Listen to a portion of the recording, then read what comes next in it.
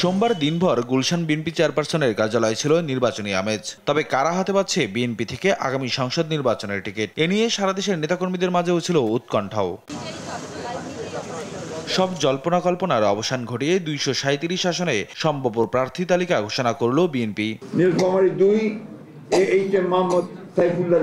এবারের প্রার্থীদের তালিকায় জ্যেষ্ঠ প্রার্থীদের পাশাপাশি স্থান পেয়েছে তরুণরাও। যদিও বিএনপি আগে থেকেই জানিয়েছিল নতুন বাংলাদেশ বিনির্মাণে প্রাধান্য দেওয়া হবে তরুণদের।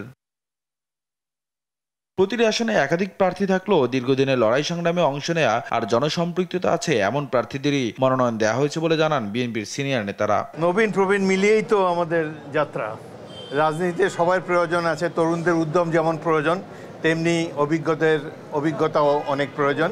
আমরা বিশ্বাস করি, কারণ দলের প্রতি সবাই মোটামুটি অনুগত। বিদ্রোহী প্রার্থী হওয়ার স্বাভাবিক কিছু না, হতেও পারে, তো ওটা আমরা ঠিক করে নেব আস্তে আস্তে।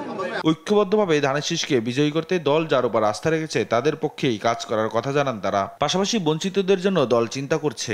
অনেক প্রার্থী ছিল, অবশ্যই অনেকেই এখান থেকে বঞ্চিত হয়েছে।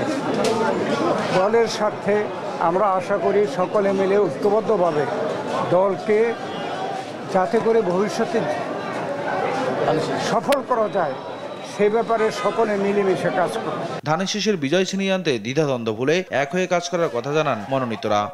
প্রতিটা মানুষ প্রত্যেকটি ভাইয়ের সাথে ভাইয়ের মতো করে আচরণ করে প্রতিটা ভোটারের কাছ থেকে ভোট জোগাড় করতে হবে আপনাদের। এই লড়াইয়ে জিততে হলে আমাদের সবাইকে ঐক্যবদ্ধ হতে হবে। কে কার সাথে থাকে ভোটের মাসে, এগুলোর মধ্যে দিয়ে এবং আগামী দিনে আন্দোলন সংগ্রামের প্রয়োজনে গণতন্ত্রের জন্য আরো আন্দোলন করার যদি প্রয়োজন হয় সেটা করবে। মনোনীত প্রার্থীরা আগামী নির্বাচনে ধানের শীষকে জিতিয়ে দেশের হাল ধরবেন এমন প্রত্যাশা দলীয় নেতাকর্মীদের। আমি আবারও বলতে চাই, নিয়াজ মুর্শেদ, দেশ টিভি, ঢাকা।